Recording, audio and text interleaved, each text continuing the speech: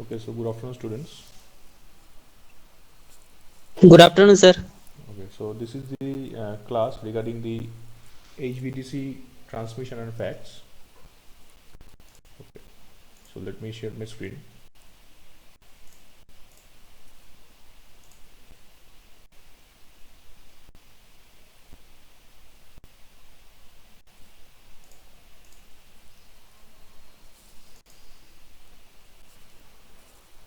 Okay, so till now we have discussed about the basics of HVDC. Okay, and means what are the components of an HVDC transmission, why HVDC is necessary, what are the advantages of HVDC over HVAC, where they are implemented.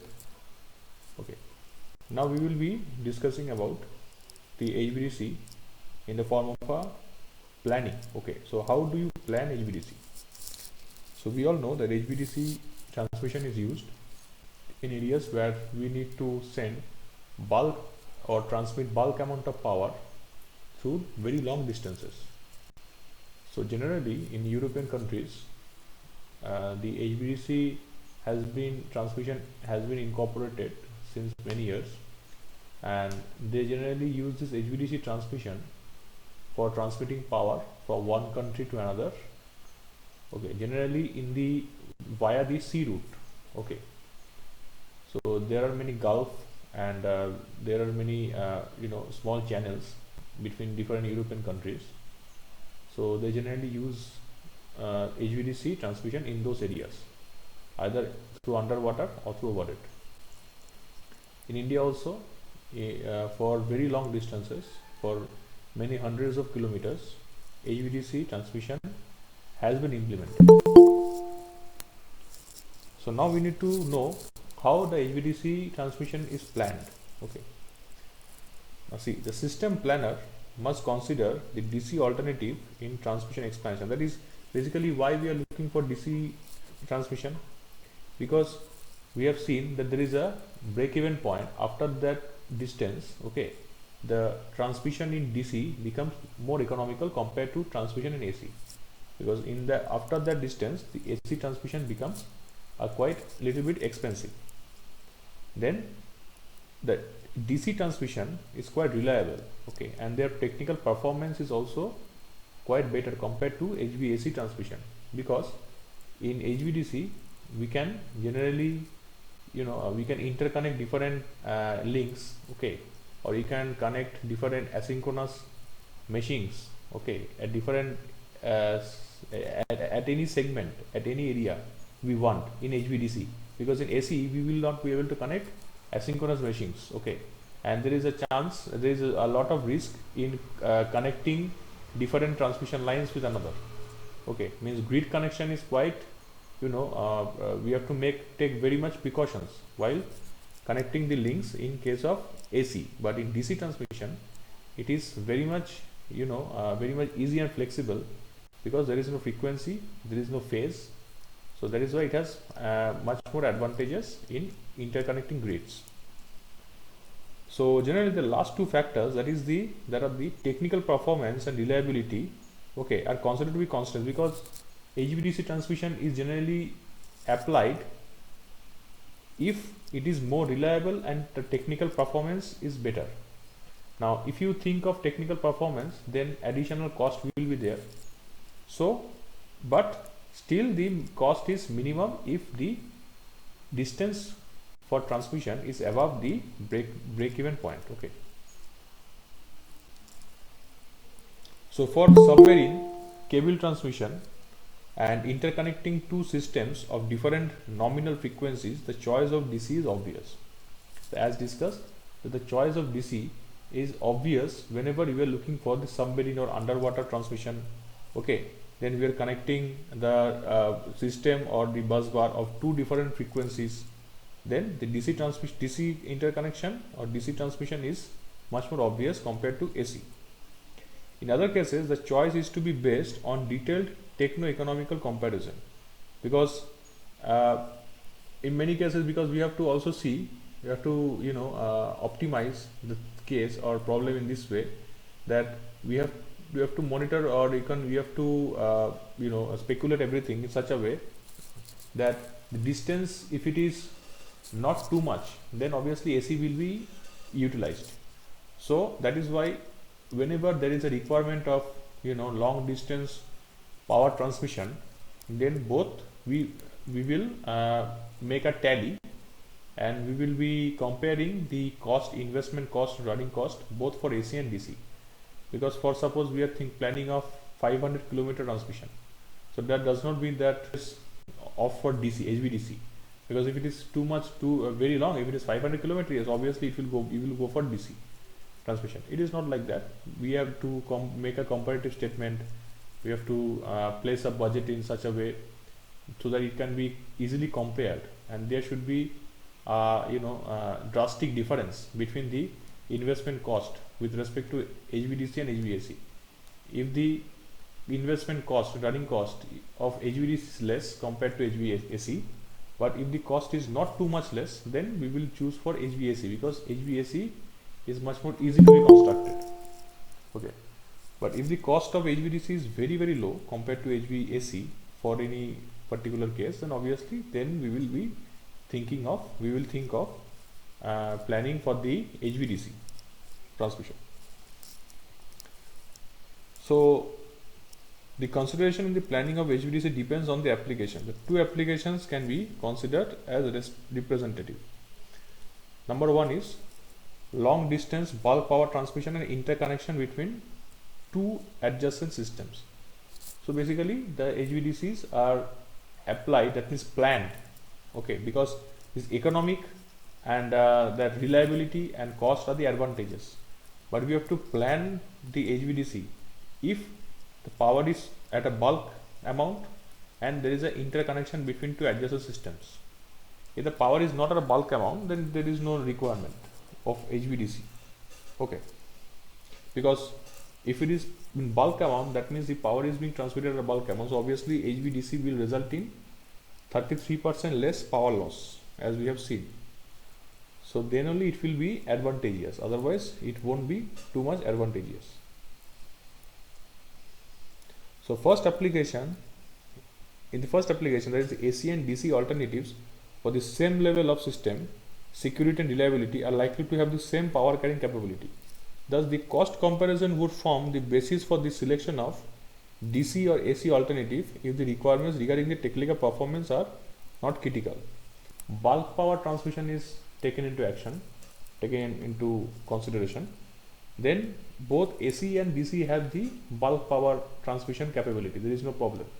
If you think that we will be transmitting 5,000 megawatt of power, or say 1,000 megawatt of power, that is too much. Suppose I am talking about 1,000 megawatt of power in a series, okay, using the ROW. But in the case that 1,000 megawatt of power using a series of transmission line, the investment cost will be a little bit higher for AC, but it will be almost comparable with DC also, because in DC we need converter station, all these things are there, okay, rectification, and then again inverting back DC back to AC. So these things are there in case of HVDC transmission.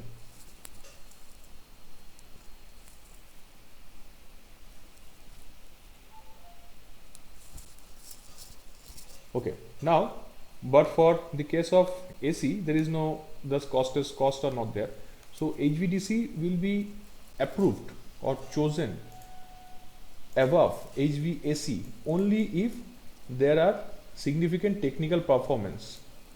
So technical performance, if we are getting better, that means if the losses are less, voltage stability is increased, then only we will think that okay, so bulk power is there, so HVDC will be utilized. So generally when HVDC is utilized, obviously the efficiency will increase, but in many cases, in some cases it may happen that there are critical scenarios of stability and technical performance. In those cases HVDCs are avoided, but generally for bulk transmission HVDC is used. Now in the second application, that is the interconnection between two different systems, the AC interconnection poses several problems. That means why we are opting for the HVDC? Because one thing to be clear, that HVDC is planned only when we have these two conditions: long distance bulk transmission, and interconnection between two adjacent systems. Otherwise, HVAC is better. But HVDC is not better for bulk transmission because we know there is a huge power loss, and for interconnection also HVAC possesses a lot of problems. So for the same level of system security, the required capacity of AC interconnection will be much more than the DC. Thus the choice of DC will be based on the following considerations. Number one will be small fluctuations in voltage and frequency do not affect the power flow, which can be set at a desired value. System security can be enhanced by the fast control DC power.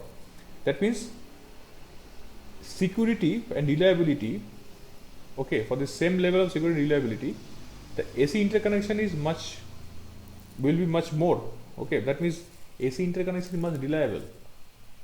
If you think of reliability, okay, then AC is quite reliable. It is not a problem, because if you are connecting, say, grid number 1 with a grid number 2, okay, using a tie line, okay, for area 1, area 2, so HVAC also you can connect. There is no problem. It is quite reliable. But the considerations that is actually forcing us to take the option for DC interconnection. First one is small fluctuations, because in AC a little fluctuation can be very much dangerous or fatal. But in case of DC, small fluctuation in voltage as well as frequency will not hamper, because in DC transmission there is no fluctuation of frequency, because frequency fluctuation does not occur. Because there is no frequency, then how can fluctuation occur?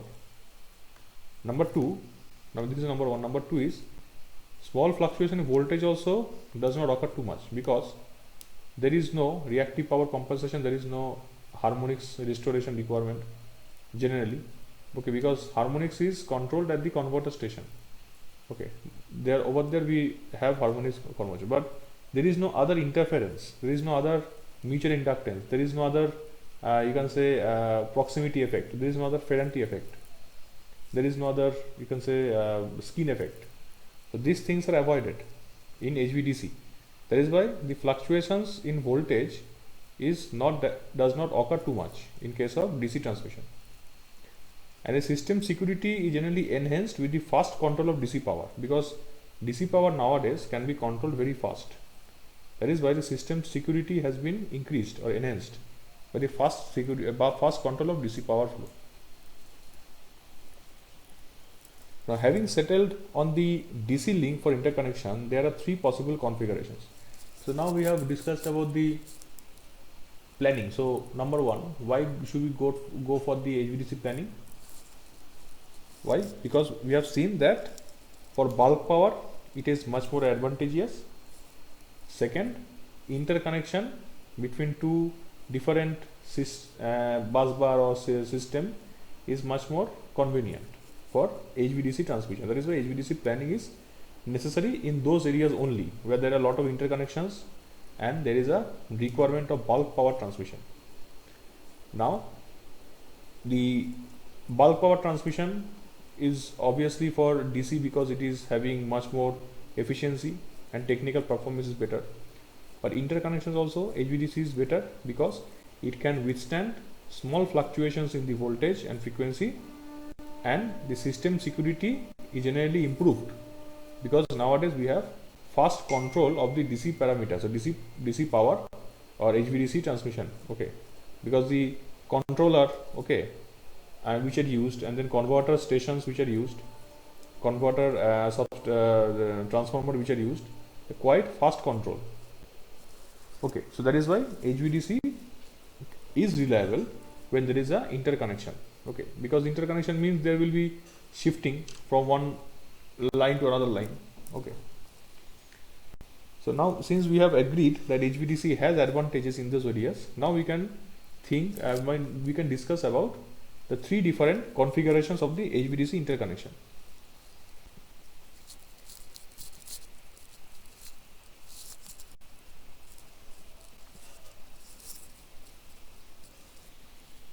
Number one is a two-terminal transmission where each terminal is located at a suitable place somewhere within the network and connected by a DC overhead line or cable.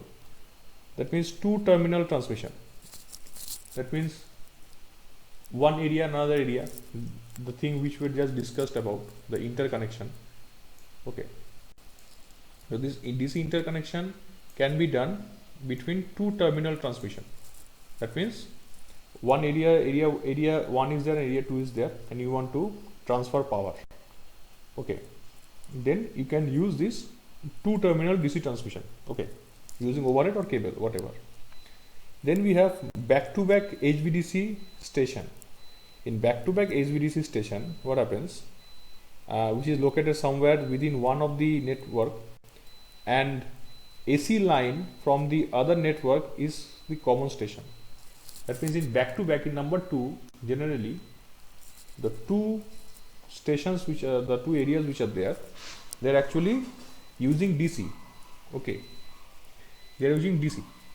But the third one, basically third one means the transmission line is actually AC. That means what I am trying to say is that if you concentrate on number one, what is the number one? A two terminal transmission. Okay, where each terminal is located at a suitable place somewhere within the network and connected by a DC overhead. That means suppose we have two areas, area 1 and area 2, they are actually operating at AC. But whenever there is a transfer of power between them, connection of power between them, we are using DC line. Now for number 2, a back-to-back HVDC station is used. That means in area 1 and area 2, okay, both are operating at DC. Now when transfer is there, okay, which is that means back-to-back HVDC, which is located somewhere within one of the network, and AC line from the other network to the common station. That means over here one station is connected to the HVDC substation, and the power is then converted into DC and then AC, and then it is interconnected.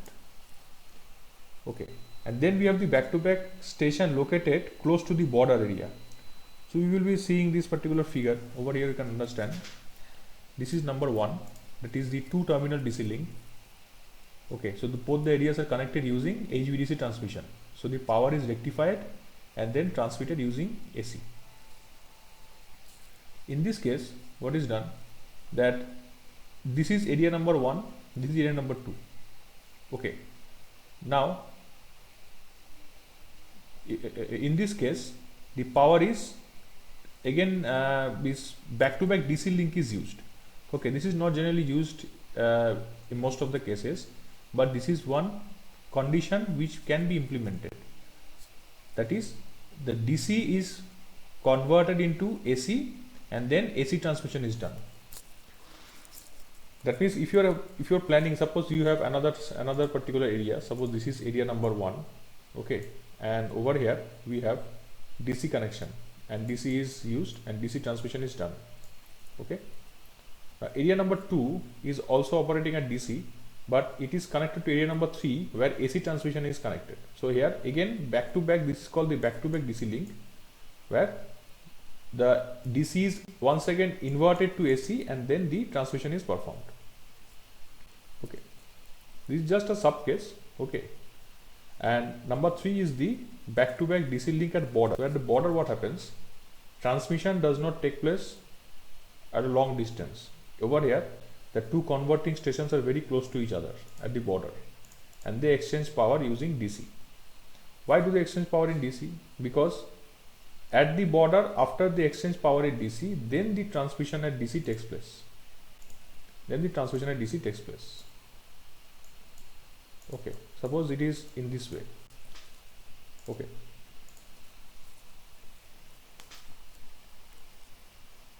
this is also one case.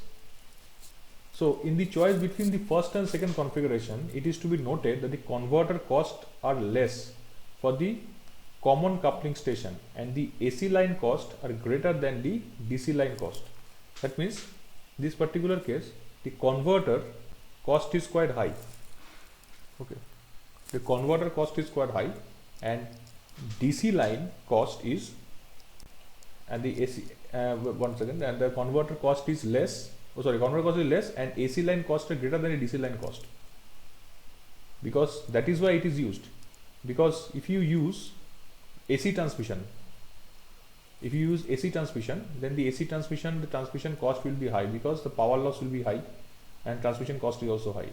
So it is observed that if we choose converter stations and convert into DC, then the power loss will be minimized and cost of transmission will also be less.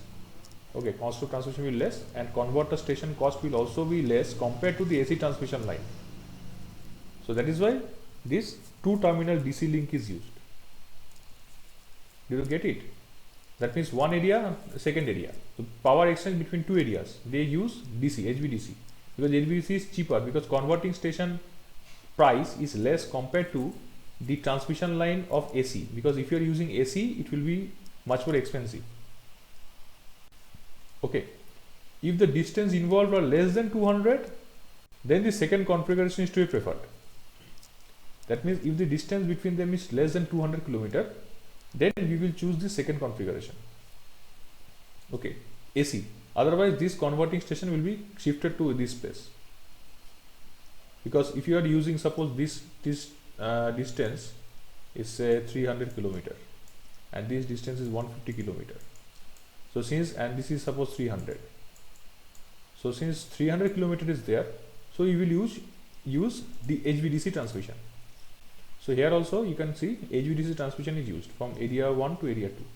Now area 2 to area 3 is not more than 200, it is less than 200, it is 150.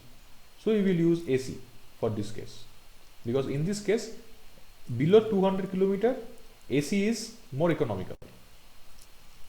Okay, so in this way it can be done. So that means if you think that you are interconnecting DC lines and one area has very small distance of transmission, okay, less than 100 km, less than 150 km, in that case will we choose AC? No, we will choose back-to-back DC, because we will again invert it back to AC and then we will transmit AC in that small area, because at every instant of time we need to, or every area we have to make sure that the investment cost is less.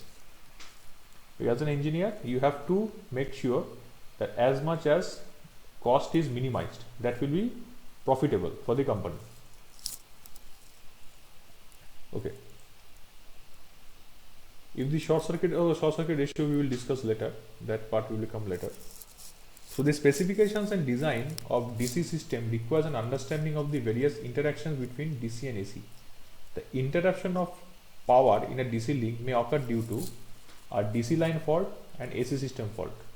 So in HVDC, since we are discussing about the planning, so the purpose of HVDC, where we will be using it, we have now discussed, and how we will be transmitting it, by which connection, whether we will go for back to back or a two terminal, that we have discussed. Okay, now we will concentrate on the type of faults. So if there is a fault in the DC link, then it can be of two types. Number one, there can be a DC line fault, because the transmission line which is there, a fault may arise. Because fault analysis you have already studied in power system, that if a fault takes place in transmission line, we generally use impedance relay, okay, or we also use differential protection, differential relay to the transmission line, translate scheme, okay, using the pilot wires. Okay, so that protection is different compared to the protection scheme for DC, but in DC also protection is required, because there can be some line fault also, DC line fault, but the fault can also occur in the AC system also.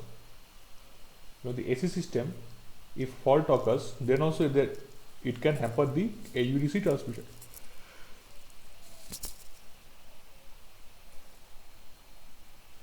The speed of recovery from the transient DC line faults is of concern in maintaining the integrity of the overall system, because the speed of recovery of the fault from in the DC HVDC line system is not that easy compared to the HVAC, because if a fault occurs in the converter station, then it will consume a lot of time for clearing the fault and for restoring the power. Because in AC what happens, you can use many differential protection, okay, but differential protection is not possible for DC, because in DC you cannot utilize the flux of the line. Okay, now one more thing is there in HVDC, it is a combination of AC and DC. Okay, because first of all generation is in AC, then you have to step up, then we have to convert it into DC, then the transmission will take place, and after at this receiving end, the DC is again converted back to AC, then again step down and again distributed. So that means both combination of AC and DC is there. So if a fault occurs in AC or if a fault occurs in DC anywhere, the fault can be detected, but it becomes more complicated due to this hybrid combination. That is why the speed of recovery from the transient DC line faults is of concern. Okay, the power flow and the stability studies are used in this context. The recovery DC link from the AC system fault is more complex. That means, as I just told you, in HVDC line, if DC fault is there, it still can be recovered quite easily. But in HVDC line, if AC fault is there, that means in AC section, that means beyond the converter station, not in the transmission, right at the converter station, or just before converter station or after converter station at the receiving end, if AC fault is there, then it becomes more complex for the HVDC. So the depression of AC voltage at the inverter bus can be led to commutation failure and loss of DC power. The DC power is ramped up on the clearing of the fault. That means fault is cleared and then the DC power is connected. So too fast an increase in DC power output can lead to the reduction of the AC voltage and failure of commutation. That means if the DC power output is increasing rapidly, so it is much more complicated thing. It is not at all, it cannot be discussed in a short way, but it is not completely provided in the syllabus. Okay, so that is why we cannot elaborate this in this particular topic. Okay, but it is a thing of very much concern, and many researches are going on and developments are going on to find a better solution for this particular case where there is a fault. Okay, so fault analysis is a very much critical thing, and many researches are still going on in order to obtain a better solution for this HVDC fault. Because if a AC fault occurs in a DC line, that means a converter fault in converter station HVDC line, then it will be creating a huge problem. Okay, because the DC power is actually affected. Okay, and if the DC power is transmitted at a faster rate, that can also create a problem in the AC section. Okay, that means that AC section also there will be problem, because whenever you are transmitting more power, that means the transformer will be overloaded. Okay, because it has to now step up the entire voltage. Okay, and the power rating of the transformer is also fixed. There is a problem, and main problem comes when you are converting the AC to DC before the DC transmission. Then there is a lot of harmonics, so that will also create huge transients. Okay, so an optimum rate of increase in DC power has to be determined. So the rate at which the DC power is increasing has to be determined, otherwise this transient will be creating at a faster rate or a higher magnitude. If you are not able to control this DC power, then the harmonics and the transients will keep on increasing. Now the following aspects also require a detailed study of the system interaction. Number one is the VAR requirements of converting station. Now this is a topic of discussion, because fault analysis, it is just discussed in brief that this fault is a major thing of concern, because in AC fault do occur and fault can be cleared, but in HVDC if fault occurs, it is very difficult to be cleared compared to HVAC, especially if in the converting station a fault occurs in the AC system, then it is much more critical. So these are the few points. So the things which we are discussing now in the lecture, these are basically few points which need to be kept in mind for just a brief idea about the HVDC transmission planning. Because whenever you are planning for HVDC, these topics should be kept in mind. Okay, this is just a brief regarding these topics. So we have gone through the requirement of HVDC, when to be required, okay, how to be implemented, okay, and that means by which DC link it will be implemented, two terminal, or you can say the back-to-back terminal, okay, how can be implemented, and if fault occurs, then what is the scenario of the fault clearance.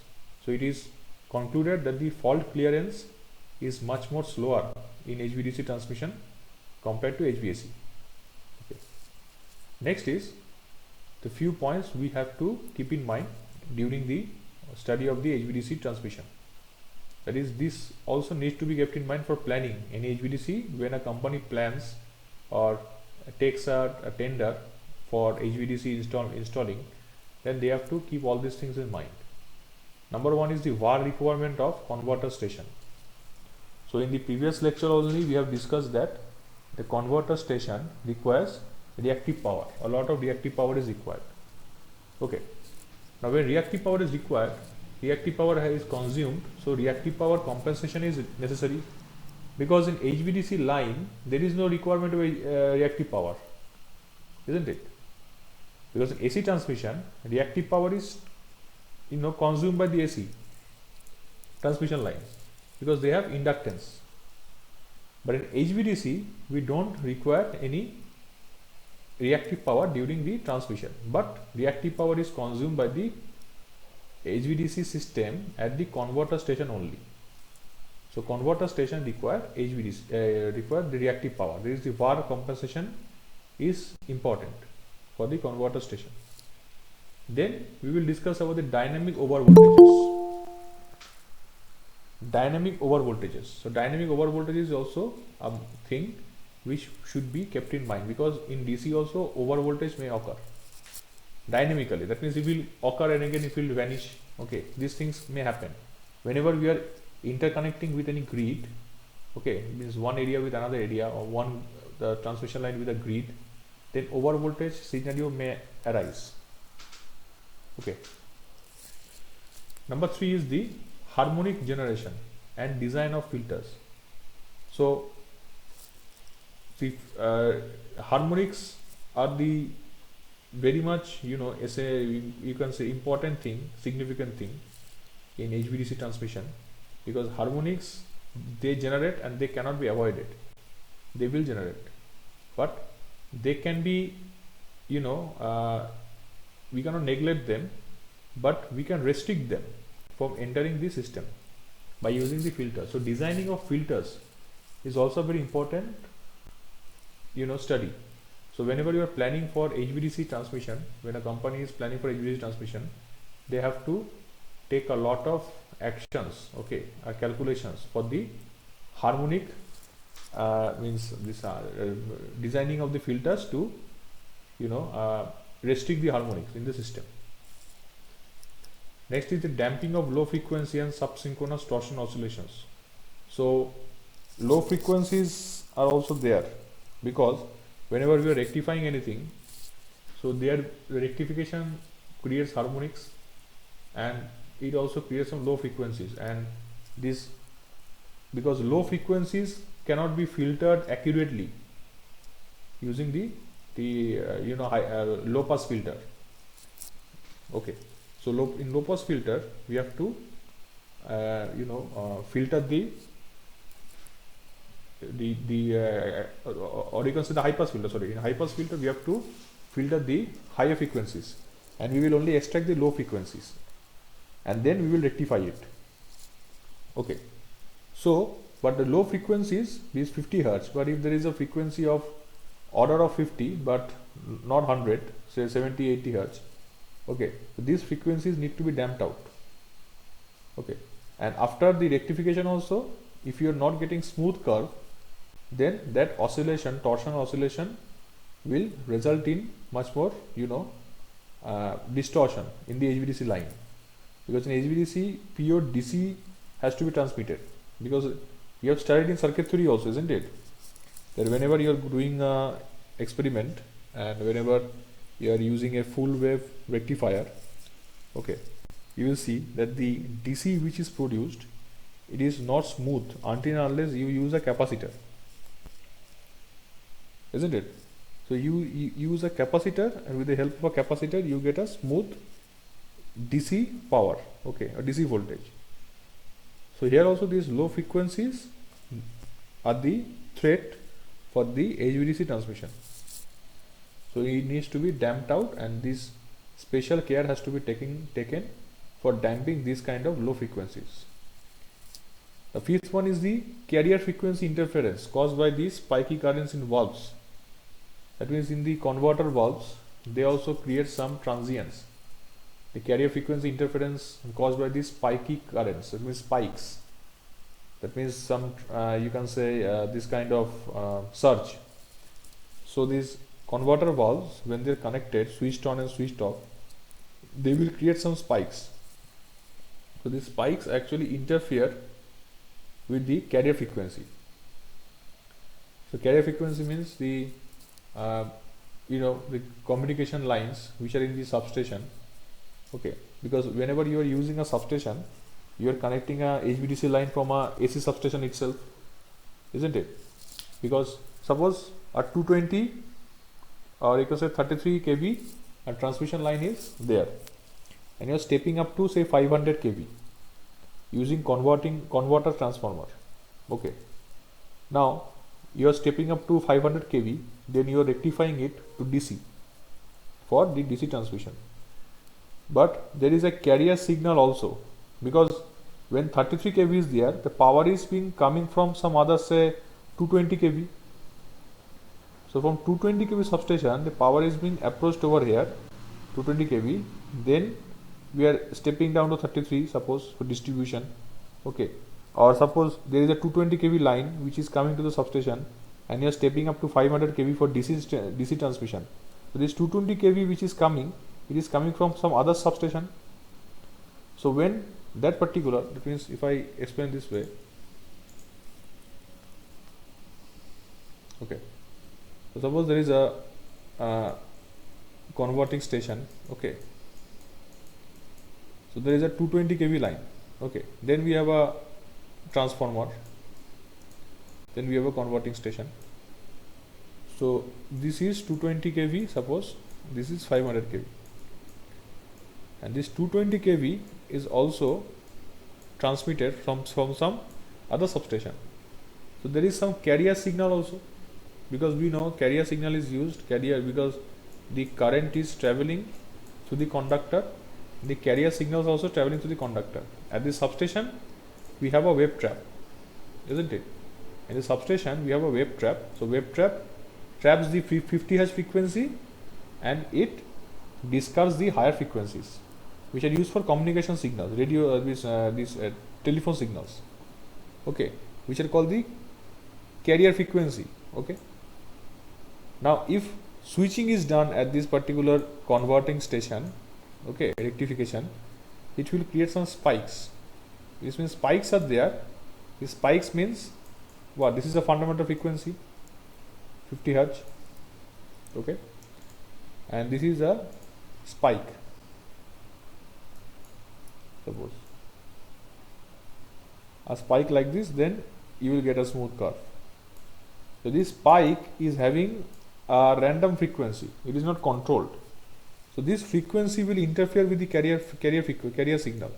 So it will create a problem. This is also one case. So we need to curtail this particular spike also. So the carrier frequency interference caused by the spiky currents in valves due to discharge of stray capacitance and snubber circuits. So there are snubber circuits also and stray capacitance also, which is creating these spikes, and these spikes are interfering with the carrier signals. So the high pass filter will not be able to understand that these are not carrier signals. So they will also bypass them into the telephone station, and when spikes will enter the telephone station, that will interfere with the carrier signal, so it will get a distorted signal, telephone signal. So this is a problem in HVDC. So this has to be kept in mind for planning.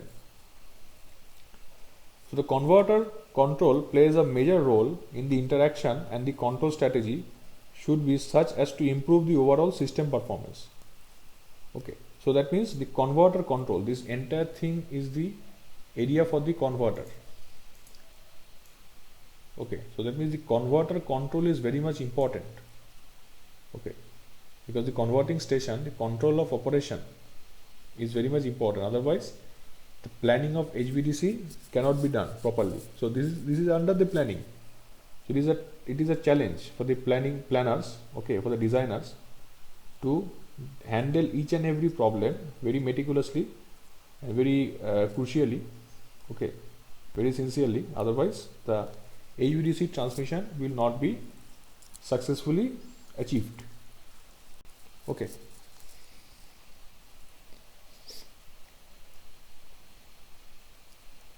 Now about the choice of voltage level. Now, what is the voltage level that should be used? Because when we are discussing our planning, we will discuss about power loss. Okay, we will discuss about voltage also.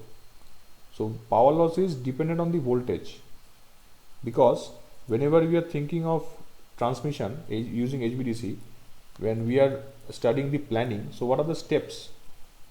So voltage selection is also a step of planning. So when we are planning, we should also think that or calculate at what voltage should be used for the HVDC transmission. So for long distance bulk power transmission, the voltage level is chosen to minimize the total cost for a given power level P. So a voltage is chosen in such a way that the cost of transmission is also minimized for a particular power P, because we all know when transformer operates,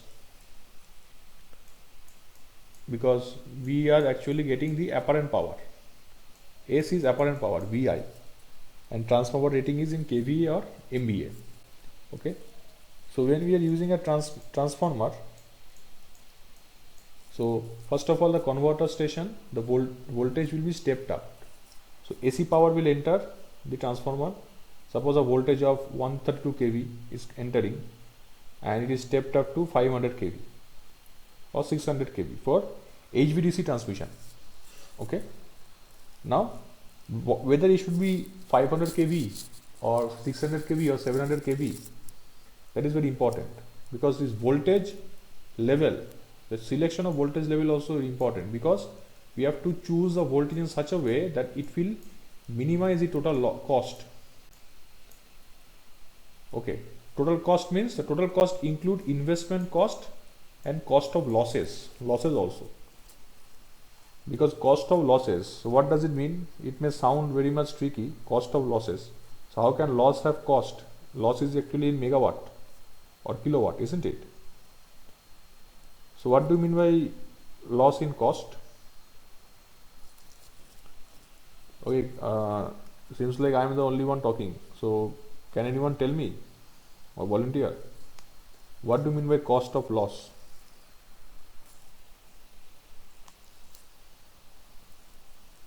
Akshay, can you tell? So loss of cost is No, sir. cost of loss means Okay, losses sir. are there, and what will be the cost of the loss? Sir, we sir cost of loss is the amount the electricity lost while when we transmit from one place to another. That amount, sir, particularly that amount of electricity is that cost of loss. Yes, basically some amount. Suppose I am transmitting 500 megawatt, and there is a power loss of 50 megawatt. So the Yes, loss is sir. 50 megawatt. So but it is told that it will be calculated using cost. Suppose dollar. So what does it mean Yes. then?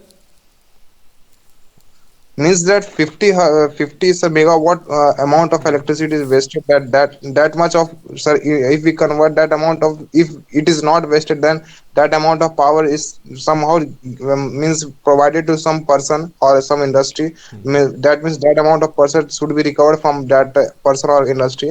Means that if that amount is not recovered, then that means that amount of power is lost, sir. That cost is. Yes, exactly. That means whenever we are generating anything, because in economic load dispatch you have studied in power system. Have you studied economic load dispatch? Yes, sir. Yes, sir. Yes. So over there you will see there is a dollar per megawatt. Have you seen dollar per megawatt? Sir, no, sir. Actually, we have some rupees per megawatt, and sir, if you Yeah, have whatever, because of currency per megawatt, whatever, dollar or rupees. That means yes, sir. We that have. that means whenever you are generating some power, you are generating any power. That means there is some cost involved. Suppose you are generating 1 megawatt of power. So how much rupees is invested? So if 50 megawatt power, okay, so you can mute yourself. So you have answered correctly. So that means if 50 megawatt of power is wasted, that means every megawatt of power is generated by some investment. So you're burning coal, or if you are generating using hydel power station, then also there is an investment of hydel power station. There is investment for solar power. That means a solar park, a solar farm, solar power station. Okay. So that means for every generation of power there is some cost involved. So if power is lost, cost is also there. So you have cost is, you have to calculate that.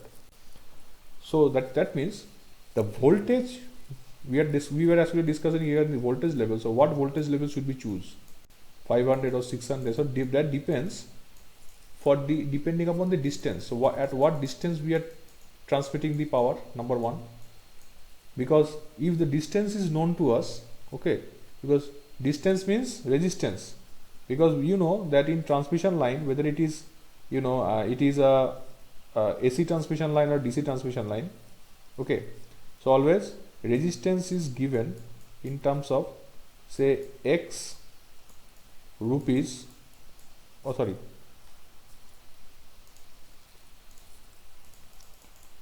x ohms per kilometer resistance of a transmission line, ohm per kilometer.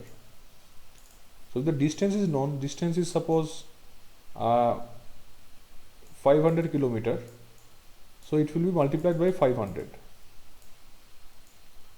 Okay, so that means resistance is dependent upon the total distance. Okay, and if distance is known, obviously I square r will be the power loss. So we will then calculate that if we know that 500 kilometer distance need to be transmitted, then we know the value of resistance, because conductor we have chosen of our own requirement. So we know the resistance of the conductor, resistance per kilometer, ohms per kilometer we know, multiply with 500, we know the resistance. So if we know the resistance, so we know that how much power loss will be there. Okay, if we know the current, so now we will calculate what current is feasible or what current should be chosen so that the power loss is reduced. So suppose we have chosen power current to be 100 ampere. And if 100 ampere is there, 500 kV, if it is 500 kV, then if the power is, suppose power we are getting is 500 MVA, okay, apparent power, and 100 ampere current is there, okay, or 500 ampere current is there. Suppose current is, we have taken to be 500 ampere. So what amount of voltage should be there? 1 MVA, 1 MV. That means we will use 1 MV of voltage. And if seems to be very much, then we will use 1000 ampere. It will be 500 kV. But it is observed that if 1000 ampere is there, it will create a huge power loss. So we will choose, suppose, 800 kV. So for 800 kV, then what amount of current will be there? We will use that current. Okay, it will be somehow something about 700 or something. It will be maybe, or less than 700, because 6 8s are 48. It will be 600 something. Suppose 630 ampere. So it is observed that in this way the calculation is done. So number one requirement, that what amount of voltage level should be chosen, that depends upon the distance. If distance is known, we will calculate the resistance. If resistance is calculated, then we know that if we put the resistance multiplied by the power, then we will have this amount of power loss. Now our power loss has been instructed that you cannot have power loss more than this value. Then what is to be done? You have to minimize the current. Now how can you minimize the current? By increasing the voltage using a transformer. In that way voltage level is chosen. Okay, so that means the total cost is dependent upon the voltage. So investment cost is also there. So if you choose a voltage of 800 kV, then you have to take a 800 kV transformer, so the MVA rating will be also high. Okay, no, so MPA rating may be same. Suppose you are taking 500 MVA transformer, but you are taking 800 kV, so accordingly the secondary winding design has to be made. So you have to calculate that investment also. Okay, and investment of the cost also, cost of the loss also. Okay, what will be the loss? So this is the way we will be planning for the voltage. Okay, now investment cost per unit length can be written by this formula. C1 is the total cost, or the investment cost, sorry, the investment cost C1, this one, C1 equals to A0 plus A1 NV plus A2 NQ. What is V? V is the voltage level with respect to ground. Okay, with respect to ground is the voltage level, because we are talking about DC voltage, so with respect to ground. Small n is the number of conductors. Okay, Q is the total cross sectional area of each conductor, that means cross sectional area of each conductor. Okay, and A0, A1, A2 are the constants. These are the few constants. Now the the cost of losses per unit length, so it is also written in this particular expression. That means this is actually derived. This derivation is not given because it is beyond the scope of your syllabus, but just a brief idea that this is the general equation how to calculate the cost of losses per unit length. Suppose you are having 1 megawatt loss or 20 megawatt loss or 50 megawatt loss, then how can you convert into equivalent cost? That formula is given, where the parameters N means conductor, P means the total power, capital P. Okay, Q is the cross section area. Okay, V is the terminal voltage. Okay, with respect to ground. So rho is incorporated over it. Rho is the conductor resistivity. Capital T is the total time of operation in a year. That means for how much time the HVDC power is being transmitted. Okay, so as is the power if the duration of time is more, operating time is more, obviously the loss will be more. If the loss is more, the cost will be more. Okay,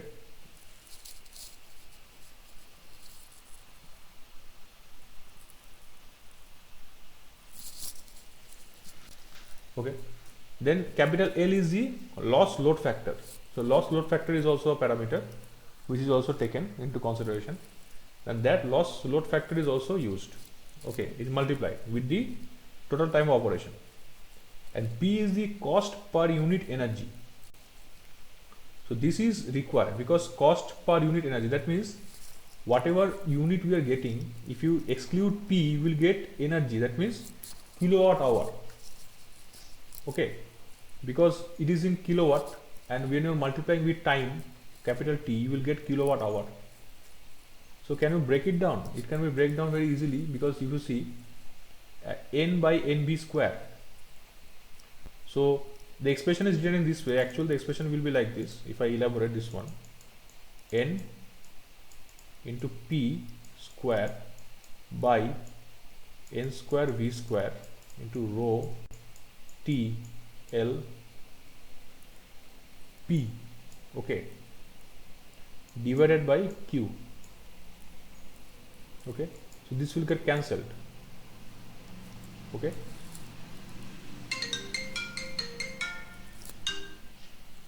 okay, so LP, this is small p, actually this is small p. So if you calculate this, it will be in kilowatt hour, but when you are multiplying P, you are actually multiplying with cost per unit energy. That means suppose dollar per kilowatt hour. One second, I have to take a phone call.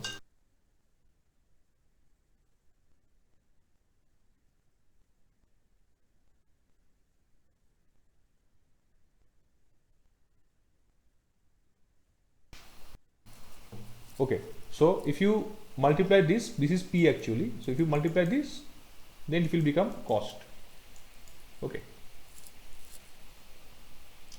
So C2 is simplified as, if you simplify, the C2 can be simplified because there are few parameters which can be considered as a constant, because see, time is constant.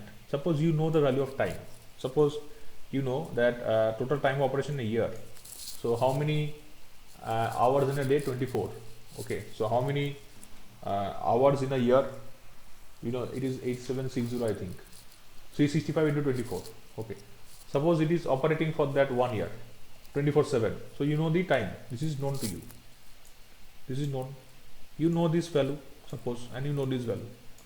If you multiply these three, okay, because this parameter, this parameter, this parameter, if you multiply these three, suppose it is equivalent to A3. Okay, it is equivalent to A3 because n is getting cancelled. So if you consider in this way, if I simplify this, P square, okay, P square by V square, n is there, then rho, then these three will become A3 and Q. Okay, so it is A3 rho, okay, P by V square by NQ. So this is the simplified version of C2. Okay, simplified form of C2. This is just a graph of selection of optimum system voltage for a fixed power transfer. Okay, this we will be discussing later on. Okay, so now if we move along the using the equation, okay, we just go to the previous equation by minimizing the sum of C2 and third term of C1. That means if you use the maxima minima, that means our objective, because you are also studying now optimization problem, isn't it, in a subject. So in optimization technique, okay, this is the last thing I will be discussing today. So in optimization technique, you have studied that I've just given brief idea regarding the single objective, multi-objective. So objective is to minimize the cost. So investment cost is generally fixed at a certain point. Okay, so investment cost is fixed, but cost of loss can be varied. Okay, cost of loss can be varied. So in this case, the conductor, okay, so investment cost is fixed, but it is not fixed all the time, because if you change the voltage, if you vary the voltage, if this is variable, then this will also vary. So one thing which is constant over here is this parameter. Why it is constant? This is constant. Third one, the third term is constant. Why? Because the number of conductors you will not increase. Suppose you have installed a HVDC transmission system, you are obviously not changing the number of conductors. Okay, then Q is the total cross section of the each conductor. So you are also not changing the cross sectional area of the conductors. It is also fixed. Okay, because if the conductor is fixed, the cross section area will also be fixed. It will not change. So this term is constant. So the variable part is this part. Okay, this part is variable because this A0 is not given over here, but it is considered that if you consider this constant, because first constant is taken into action. Okay, but this constant you don't have to minimize. You cannot minimize this, because our objective function is to minimize this C1 and minimize C2. If I go by the optimization technique, so our objective is to minimize C1 and C2. So cost has to be minimized. So you cannot minimize the number of conductors. So that means this particular C1 will not have the third equation. You will have only A0 and A1 in V. Or suppose A1 is also discarded. A1 is not there. A0 is not there. Only A1 in V. Okay.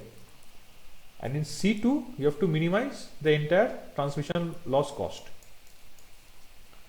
So if you want to minimize the sum of C2 and the third term of C1, okay, then we will get this equation. NQ is equals to this. Okay, is it here? Okay. Okay, so I will continue this part in the later, because I think you will get confused or you will get bored. Okay, so this point is very critical or important, so I will be not taking not explaining today's class. It will be better that if I explain in the next class. That will be better for you. Okay, so up to here what we have discussed today, we have discussed about the planning, the basic planning. Okay, we are still discussing about the planning. So why should we choose HVDC? Because for long distance and for interconnection, because interconnection is required.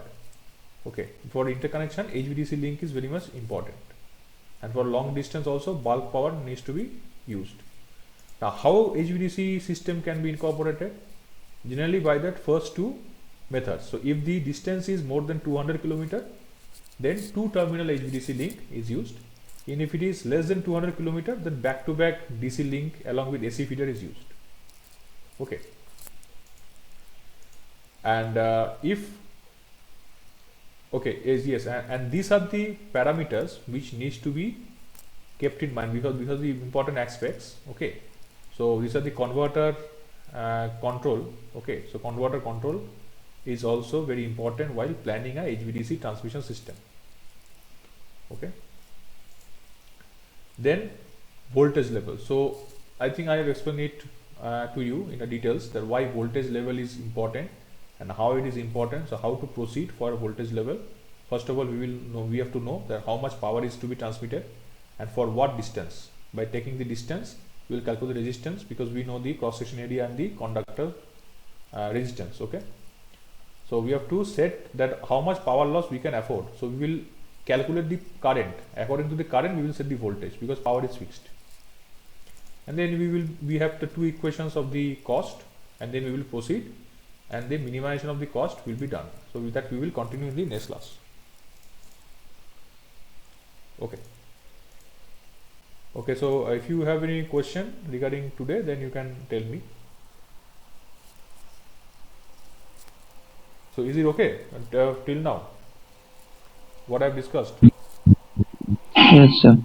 Okay, so I am calling out the names, please respond. Akshay. Yes, sir. Okay, Anjali.